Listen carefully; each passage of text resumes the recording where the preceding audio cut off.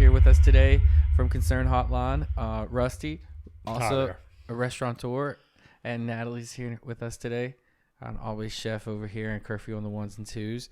I recently met Rusty through mutual friend Laura, that was a restaurateur also in this area, a good friend of mine, and her hubby's basically my brother, and told me about your organization and what you represent, and I was like, well, let's meet up, And when we met, I liked your energy, good dude, and realized that Dylan is your daughter, and she's an area artist. She's around here. Chris knew her from his time as an entrepreneur in Front Royal. So we are a beverage sponsor, the Monument Entertainment Company, for your 55th annual Concern Hotline dinner, or what is it called officially? It's our 55th, right? 55th anniversary celebration gala, according to my cheat sheet over here. Okay. We're celebrating our 55th year in the community. We started in 1968 as a way for veterans to connect to services. The Northern Shenandoah Valley had actually the highest suicide rate on the East Coast per capita. And it's because we had such a high rate of young men who were being shipped off to Vietnam. And when they were coming back with what we now call PTSD, but it was, shell shock, battle fatigue, or some of these names that kind of carry some really negative weight. But they would drive down to Front Royal, and they would go up on the Skyline Drive and get to Dickey Ridge, and they would climb up a rock, and they were taking their own lives from jumping off Dickey Ridge in Front Royal. Their negative claim to fame. So beautiful up there. Shame to think about that. But some local entrepreneurs said, you know what, we got to find a way to stop this. So they said, let's start a hotline. And hotlines were kind of the new thing in 1968. It's like today, there's a hotline to cook your butterball turkey on Thanksgiving and stuff, so we kind of started like that. It's really cool. The first calls came through the switchboard at the George Washington Hotel. Nice. And that's where the city operators were. And a call would come in, and they'd patch into somebody in town that would take the phone calls anonymously. Right. So that's how we started. And, like you said, one of my board members is Laura Sutton from next door that had Brewbakers for a long time. And she said, you need to meet Justin. And I thought, okay. And I'm feeling the vibe too. As we were kind of talking earlier, I felt that there was a spark of collaboration and community support when we first started talking about what we were both trying to accomplish in our community here. Right. So I'm just real happy to have you on board for a multitude of reasons. Yeah, it's cool because as our business grows and we grow in our community, the things that we provide are if you ever have great memories with friends, it can often be like a comedy show or concert. But everybody, no matter where they're from in life, whether they're, in a third world country or, in the Southeast or wherever in the United States, typically we share meals with people, and that's where a lot of conversations happen and, debates or celebrations or whatnot. So it makes sense to try to, when you're building community and consensus among people over different causes, it's just a natural occurrence that we all break bread. Yeah. I feel very strongly about the hospitality industry. Yeah. I mean, as someone who's been in it a long time, I was kind of doing that two-step dance. I'd be in the hospitality industry, then I'd go back into social work, and then I'd get back into the hospitality industry, then I'd go back into mental health practitioner, and then I'd step back into the food production part of it. And all along, I realized down the road that they're just the same thing, just being called different names. Yeah. That we're all just trying to collaborate and break bread and get to know one another so we can support one another. So yeah, one of my favorite things is the relationships that happen behind the curtain, if you will, or behind the kitchen wall, to deliver all those promises and expectations for people to share those memories. So it's a very demanding industry. How did you transition from where you were at in the restaurant world and have the time to study and evolve your skill set for for what you do as a counselor? Well, I studied. I was a psych major, and what do you do with a psych degree? You open a restaurant, right? So I studied psychology and social work in college, and I had always wanted to own a restaurant, like most red-blooded American males want to own that restaurant, and I pat myself on the back. I think I did a really good job of it because we had a pub, and frankly, there isn't a pub feel in Winchester anymore. People don't come in and sit around and read the newspaper and write poetry and hang out and drink coffee or tea and sit during the day and get to know one another. I was just thinking when I walked in here, Justin, that Violino's across the street. Yeah. When they're celebrating their 27th year, when they moved to town, they used my restaurant dining room during the day to order all their sundries and their food, and they'd come in late afternoon and they'd break bread and drink wine, and we became really good friends. That's awesome. And they were there for at least a year as they were planning out that restaurant, and then they opened the restaurant, and I never saw them again. Yeah, they're all in. They're all in. There's they'll take a break and go upstairs, and I think traditionally Chris was talking to me that they would nap in the afternoons and then go back to working the shift. That's amazing. It's funny you mentioned that. It's like actually last night I believe who was the owner of Violino's playing drums over here, and his wife came through and checked it out. Ricardo or Franco? Franco's the opera singer. There was a nice young lady showed up, and I've recognized her from Violino's, and she said my husband's on the stage, and I was like, all right, cool, that's awesome, come on in, and that's super cool. Yeah, they're wonderful people, and I spent a lot of time with them, and I remember telling them they walked in the door the first time, and they were like, "How do we find wait staff for a fine dining restaurant?" I said, "You go back over the mountain." Yeah. Like, do you have chloroform and a burlap sack? So we were actually one of the first big musical venues to open back up in Winchester. There was nothing going on downtown. And we started bringing in live music and blues bands coming up and down the East Coast. And, I tried to bring in, alternative music that people weren't listening to around here. So we had a really good following. What kind of alternative music you're talking about? Well, blues was alternative in the early 90s. Okay. You just didn't hear a lot about it. And it started to take off in the early 90s, until about 97 or 98 when the blues kind of started to drop off a little bit. But we'd bring in, Celtic sessions, and we'd bring in Scottish bagpipes, and we'd bring in heavy metal, and we'd bring in Grateful Dead bands, and we'd bring in blues bands, and awesome. Really try to hit the entire community. Right. And that was kind of a segue to Concern Hotline, because we're here to support the whole community. We have a 24-hour hotline that's available, free, confidential, anonymous. Anyone can call for any reason at all.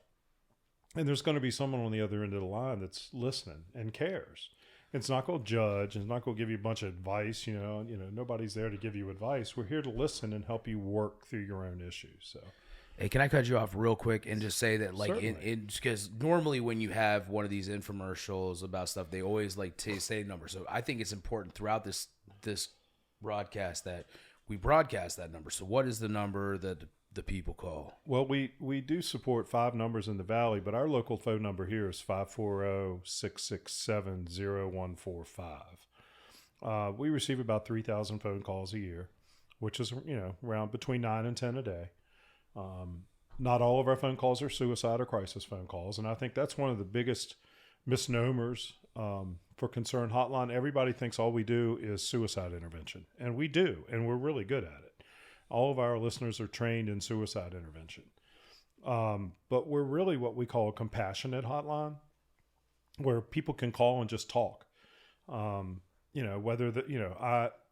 talked to a gentleman years ago from Linden down in Front Royal whose dog had died, and he was an older guy and didn't get out much. And we don't usually make phone calls out, but when I realized the predicament he was in, I found somebody to pick him up, take him to the Warren County Humane Society. He adopted a dog and hooked the man back up, and he went happily on his way, and so did that dog, because I'm an animal lover too. So high five across the room on that. Could be a big supporter of the Warren County Humane Society. Yep. That's awesome. Also, the ounce of prevention is worth a pound of cure.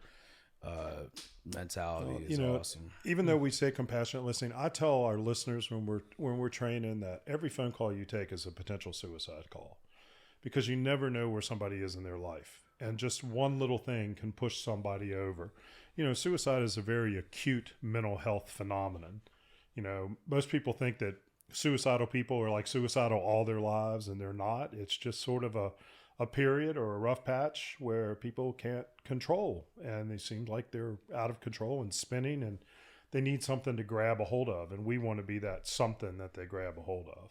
Yeah, absolutely. So in 1968, when it was started up, there was leaders within it. How do they decide? How do you create something like this? Well, so one of our founders was a psychiatrist. Okay. And he was like one of two psychiatrists in the Valley at that time. And the other founders were community leaders. And one of them suffered greatly from depression and had actually attempted suicide previously in her life, and understood what was going on with these Vietnam veterans returning and not being connected to resources. And they started to get together and talk about, well, how can we help him? And then hotlines were becoming the thing. And so they said, let's start a hotline.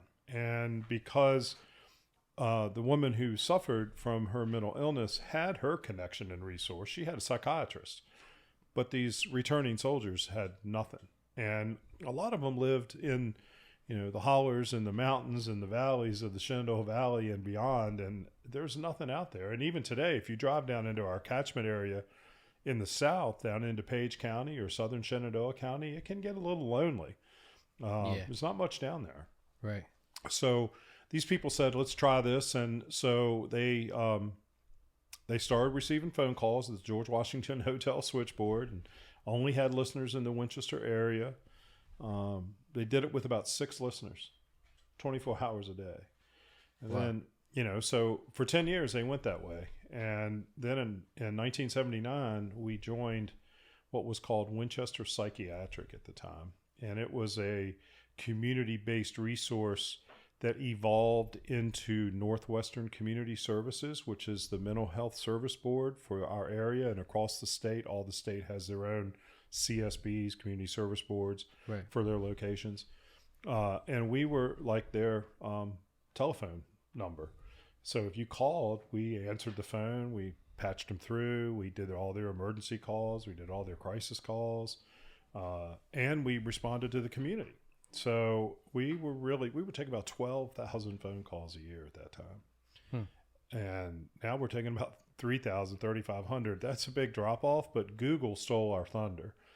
People started Googling how to get resources, which is great. Yeah. Because the quicker, the better.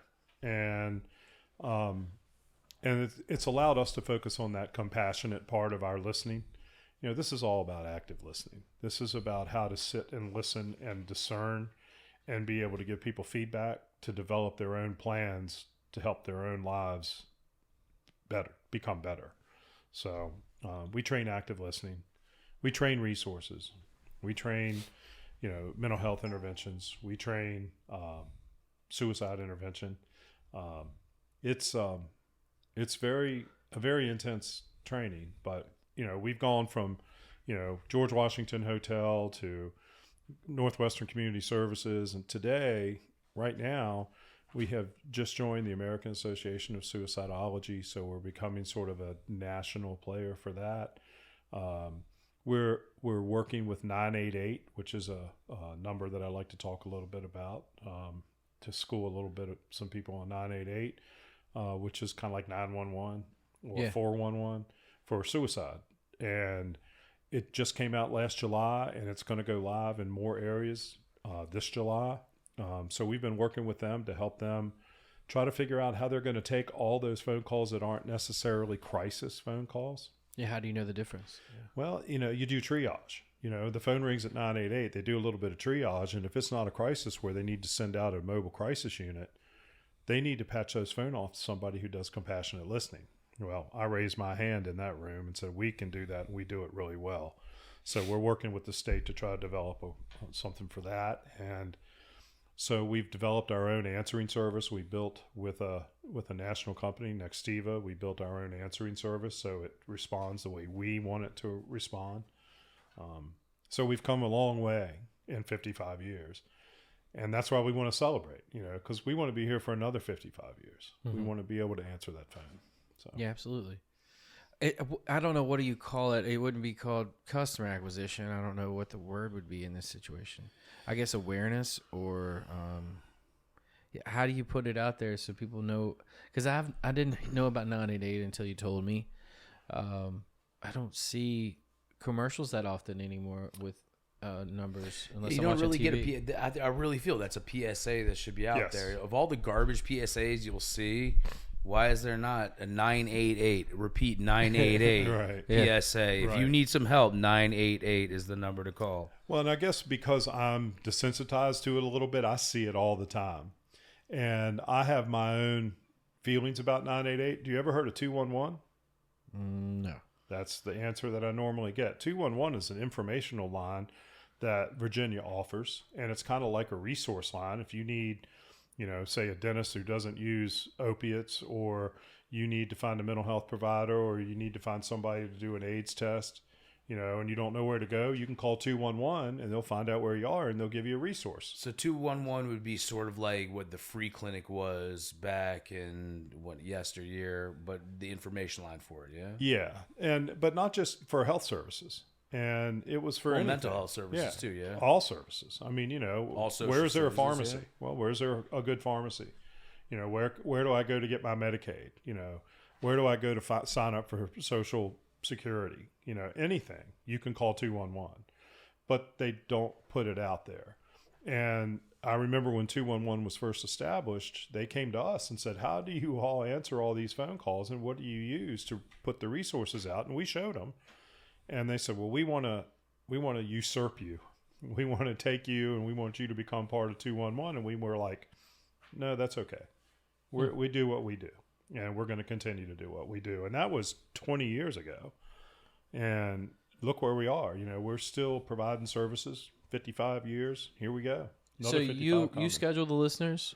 Yeah, we do. We schedule all of our listeners. Right now we have about 42, and they're all volunteers. The only two paid individuals are myself and our program coordinator, Charlie. We're the only paid staff. All of our listeners are volunteers, 42 of them. And they take 4-hour shifts that cover the entire calendar for the entire month. One of the things that we're going to do at our 55th celebration is we're giving out awards for 5 years of service and 10 years of service.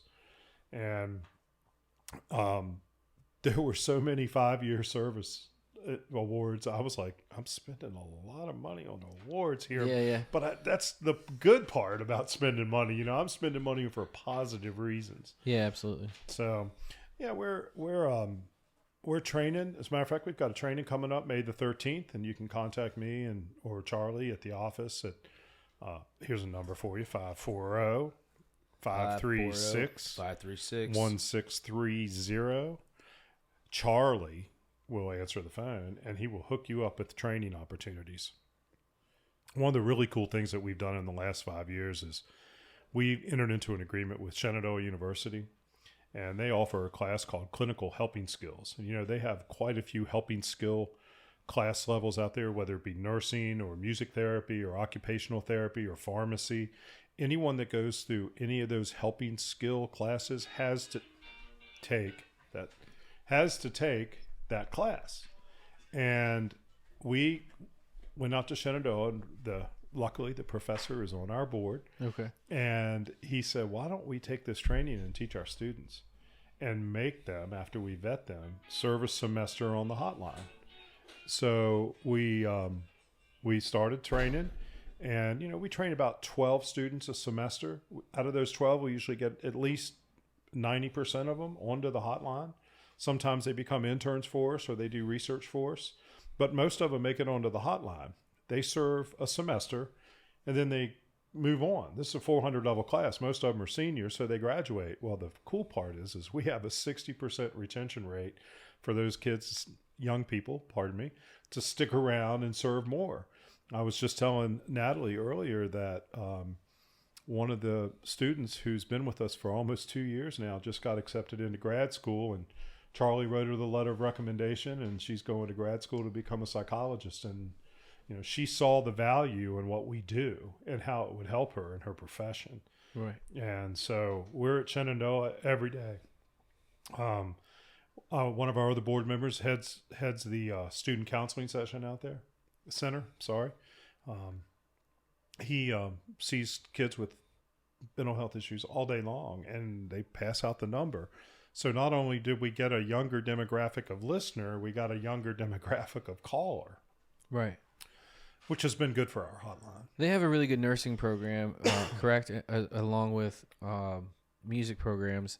So I can imagine, getting into that pipeline. Those are skills that are more important every day, especially with telemedicine. Yes.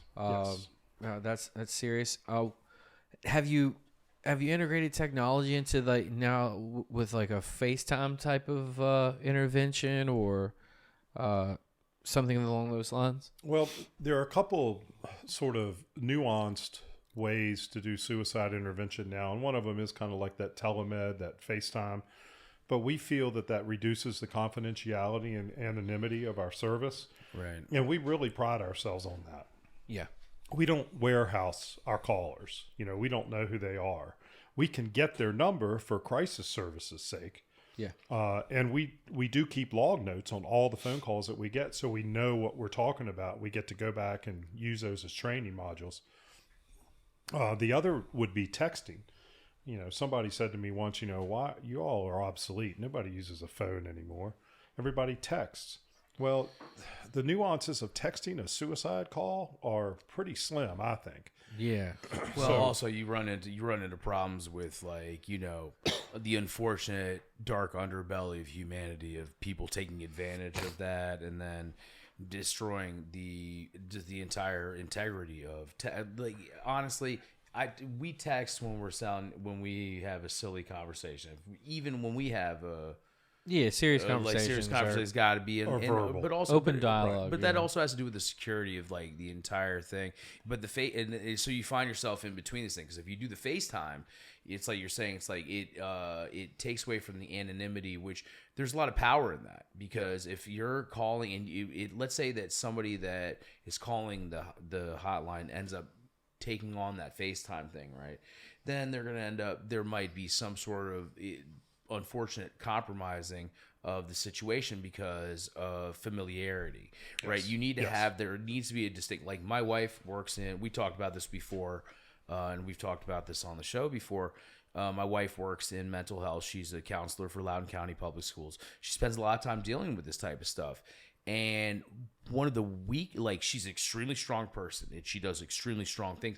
But what comes down to that compromises the whole thing is the familiarity and the namesake of it, because then you walk into litigation, then you could walk in, if somebody is mentally ill and they become attached, how do they respond to that and all of those things. So you need to have that type of anonymity, and there's where you find that median level. I think the phone call is a great place for it. So, and one of the things we really have that people don't understand, when someone calls a suicide hotline, they're ambivalent about what they want to do. And so we have that on our side. They don't realize they're ambivalent, but they picked up the phone to call us and they want to talk about it. So they haven't made that final decision yet. I've talked to many a person I've talked to people who've laid out tarps in their garage and turned their car on and have got the mask getting ready to put on their nose. I've talked to people who have cocked bullets. I've talked to people who are getting ready to take an overdose of pills. We had a 13-year-old who took her granny's sleeping pills, the whole bottle. We've talked to these people who were on the verge of dying, but called. They're still ambivalent. There's still that connection to life. And that's what we preach. There's a connection to death because they want to leave, but there's still a connection to life. And that's what we try to grab a hold of. Yeah.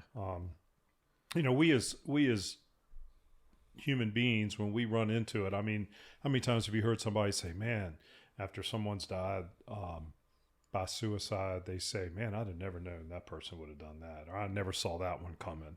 And, we talk about that a lot. and we talk about the invitations that people give out. Not everyone gives invitations, but for the most part, people give out invitations like giving away a plant or a pet or talking about the end or whatever invitation might come out. But we as human beings, we have a tendency to dismiss that. Oh, you wouldn't do that. Or we deny it, that there's no such thing as suicide in their life. Or we avoid it because we're not sure what to do with it. And at Concern Hotline, we unpack that for people. We're an organic agency that teaches people how to unpack their neediness and turn it into something positive. And that's where we come into people's lives, is turning their life into something a little bit more positive. We stopped taking non-caller ID calls because, number one, we couldn't send out emergency services to people who didn't give us their phone number or wouldn't give us their name or location. So it was kind of like, how can we help you if we can't get help to you when you need it? But one of the other reasons was that people, as you were saying, were abusive to our listeners.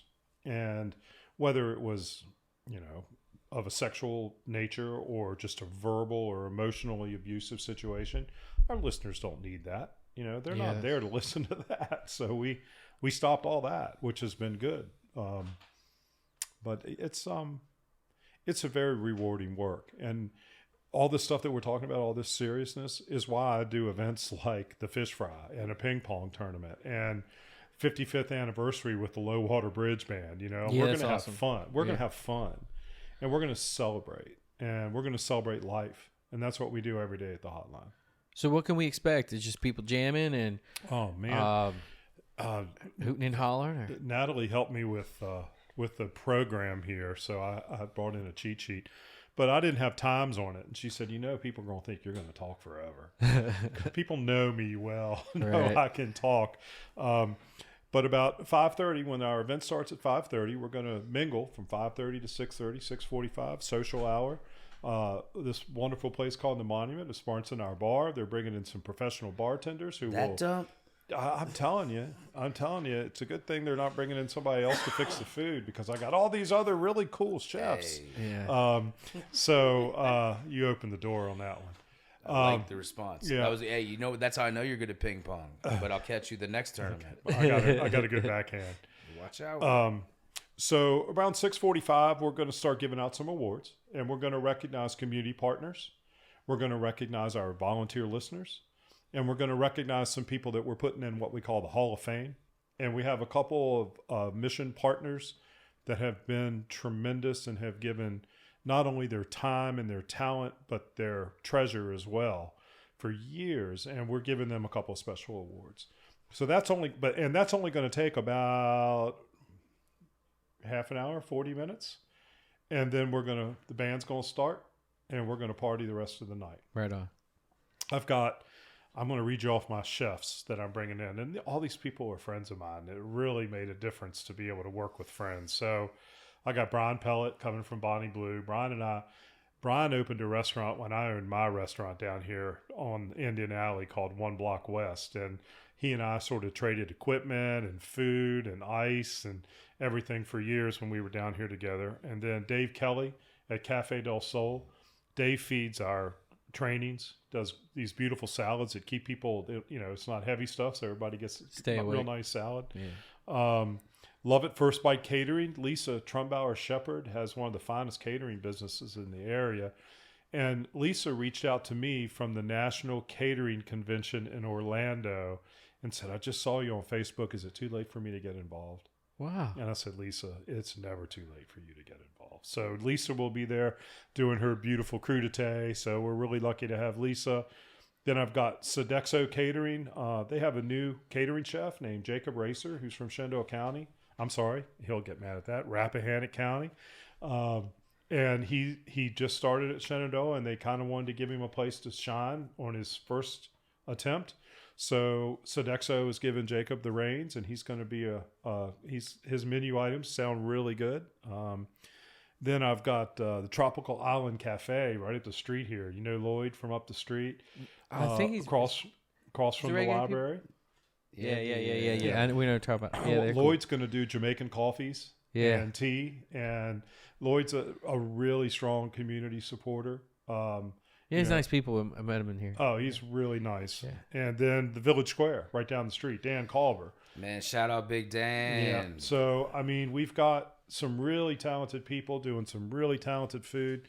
Dan's doing a raw bar. I can't wait. I'm a raw bar kind of guy. Samesies, man. So, you know, I'm real lucky to get them. And we've got, you know, you've turned me on a couple of people that we share in common, I think. Ben Savory with Summit Events is coming with his picture frames. And his Yeah, those are photographer. awesome. Yeah. He's donated that for us. And then I don't want to slam this guy's last name, Steve Birkenkemper. Is that right?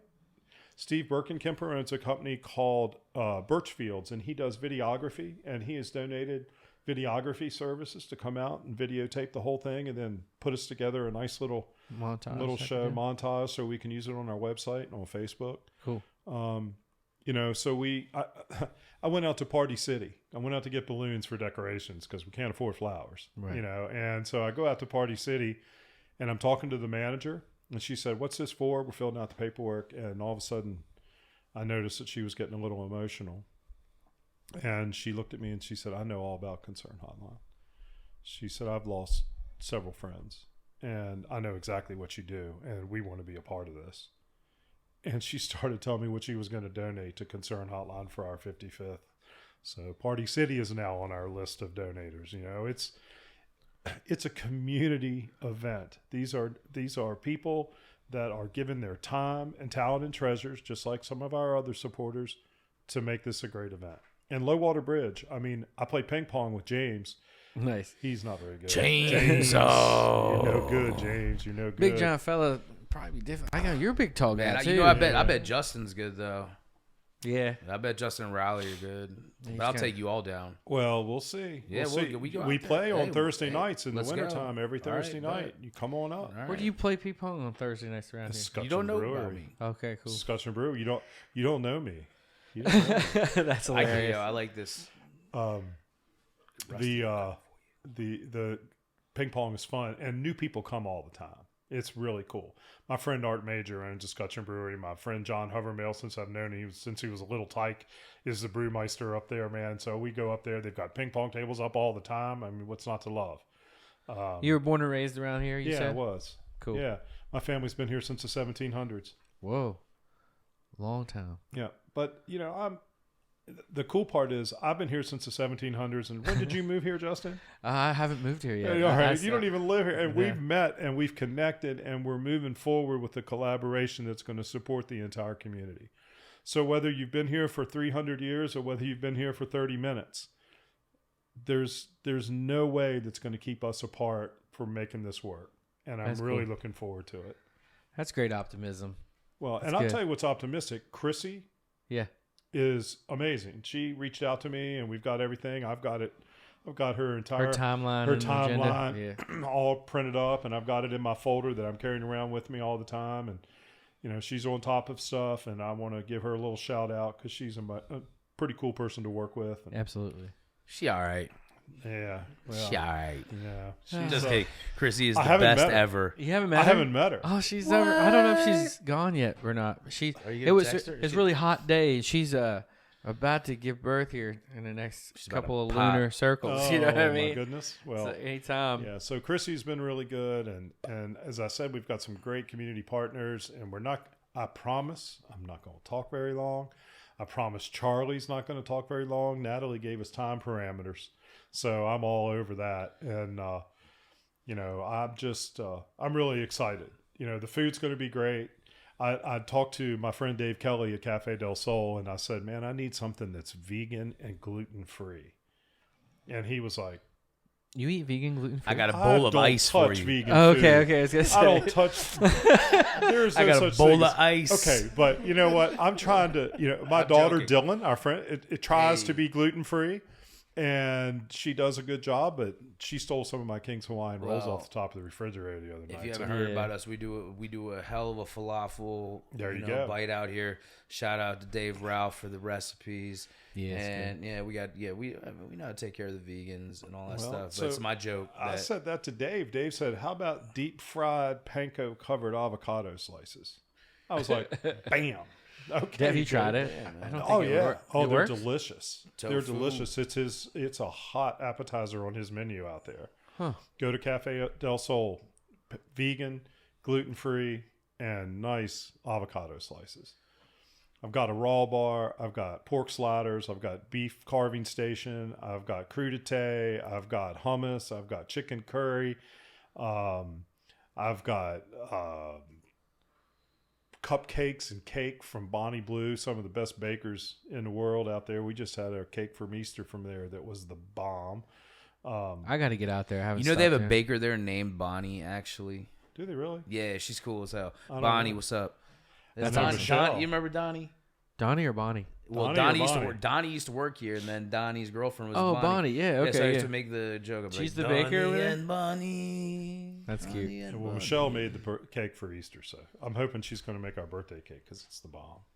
Cool. Well, I definitely get to go out there and listen to the boys jam and Yeah, and say yeah. what's up and help out. I was telling Chris when we first came in that Austin and Riley, I don't know them very well, but I knew them when they were little boys because their dad and I went to high school together. We were best buds in high school, you know. We hung, Right.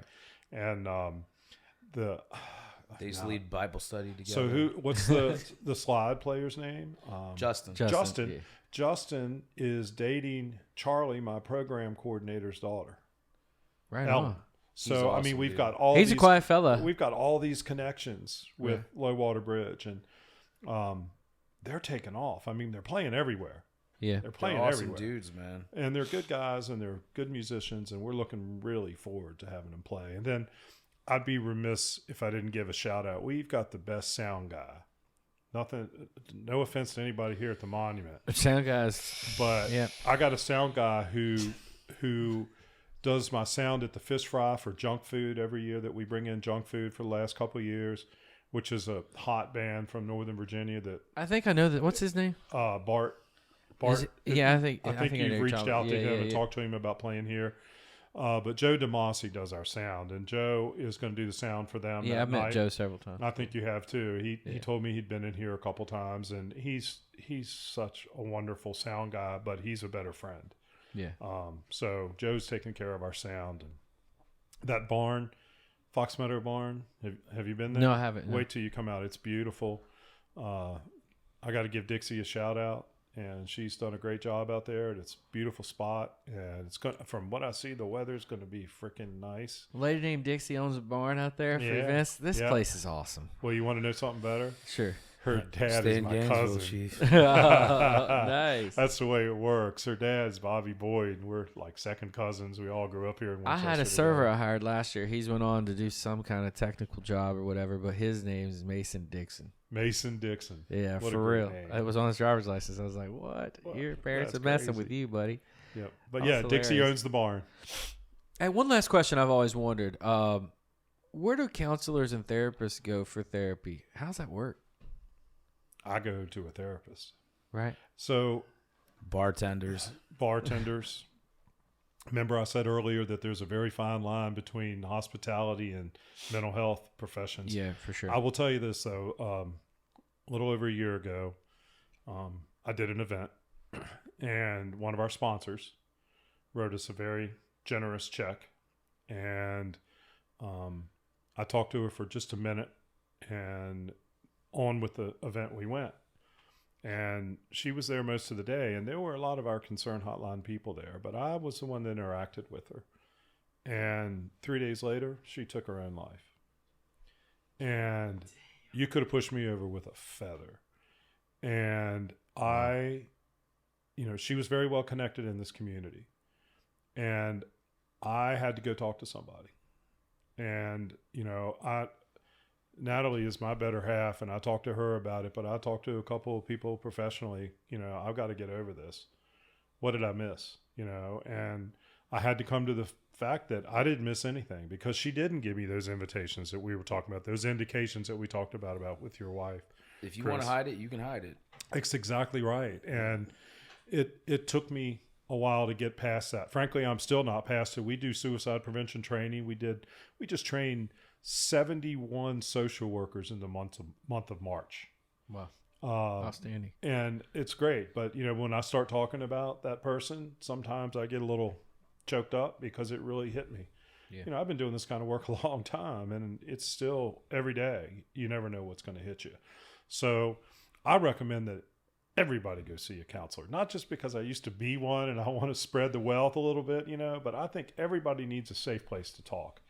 And if you don't want to pay a professional and you need a safe place to talk, 540-667-0145 or 288 or 988 or 988. Man, 211 211 if you want resources. Yeah, 988 if you want suicide, and call us if you need us, because we care. Well, Rusty, we're glad we could work with you. Thank you for coming today. Oh man, really appreciate it. Pleasure's all mine. Justin, Chris, nice to meet you all. Awesome. And man. Corey, right? Yeah. And Natalie. He goes by at night. He goes by curfew. Yeah. Ironically, yeah, he's always out past curfew. Okay. Always.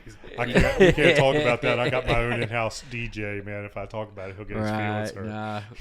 His DJs are territorial these days. Yes, they are. But I've really enjoyed this, fellas. Thanks for having me in. Yeah, it's good. It's been great. All right, y'all. Take it easy. Pleasure's ours, man. Peace out. You still get tickets. See you Yes, soon. Hey, see you next week wait, on 420. Before we get off, is there any sort of online presence that you all have? Our Facebook is our biggest social media pusher. I'm getting ready to go live before this event with our brand new website. We just paid a lot of money to a guy who grew up here in Winchester, but now he lives in Chicago and has been very successful with his web development business.